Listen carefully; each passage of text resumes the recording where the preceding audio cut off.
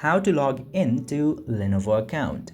Now in order to log in to Lenovo account, just simply open your browser and search for Lenovo in there. Then just simply search for Lenovo and this lenovo.com link will appear in the very top. Just simply open that link, and after opening that link in your browser, you will see the lenovo.com website's homepage.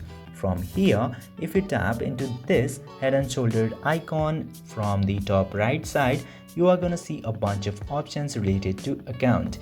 Now, in order to sign in or log into your Lenovo account, you can use either your email address, Google account, or Facebook account which you have used in order to create an account in Lenovo. Just simply pick any of these options.